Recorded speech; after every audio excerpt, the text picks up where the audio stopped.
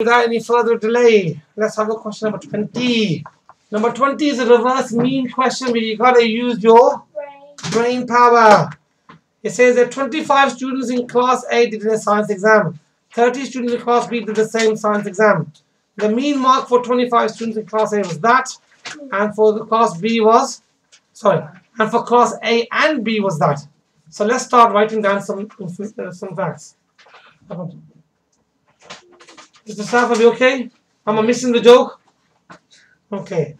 So the mean of class A is equal to what? When we look at the mean, what are we talking about? The total divided by the number of events, yeah? So we got the total score for class A divided by how many students in class A? 25. 25. And what was the mean then for class A? What was it? 67. So let's get rid of the MA and put let's rub it out.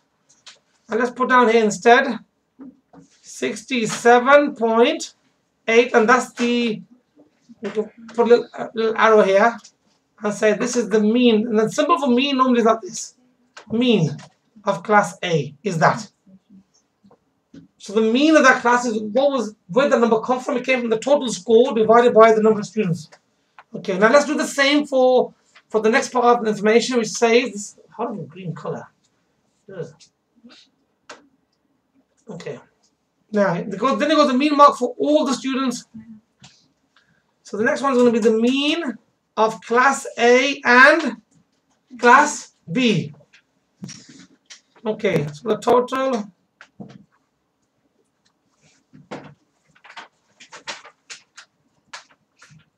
How many students in both classes? 55. 55. What was the mean of the 55 students? 72. So I'll put 72 at the front. That's the mean. The mean of class A and B is here. I've labeled it all up. So what do we need to do now? What's missing from each equation? We don't know. What do we know? We need to work out the score for class A and class A and B combined, and then we can work out the difference, isn't it? Yeah? Okay. Right, let's do that. We want to work out the totals. I wanted an orange.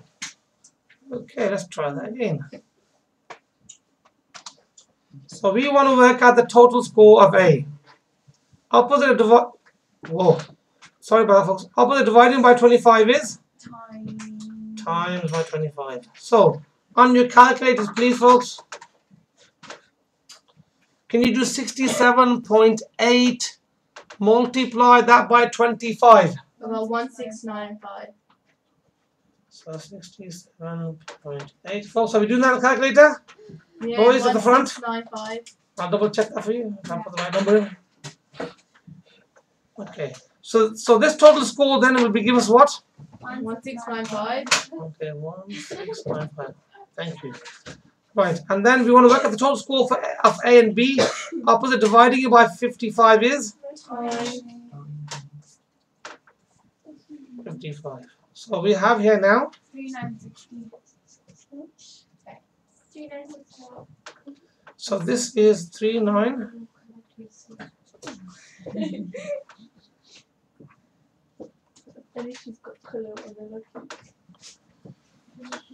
Okay, the question goes, work out the mean mark for students in class B. Let's write down what that actually looks like. So the mean of class B is going to be the total marks for B.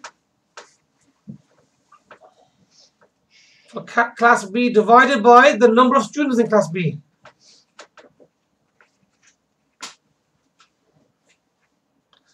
Okay, now, what is the total marks of class B? Do we know what the total marks of class B is? No. We can work it out by 3960 minus. Yeah, because that's A and B, that's A. So if we minus it, will give us B. So let's do that now. Let's do 3960 minus 1695. What is 3960 minus 1695? 2265. Okay, that will give us here 2265 is the marks for B, and then we divide it by the number of students in B. How many students are there in B? They are, how many students tells you here at the beginning? 30 students. So 2265 divided by 30 will give us an answer of 75.5.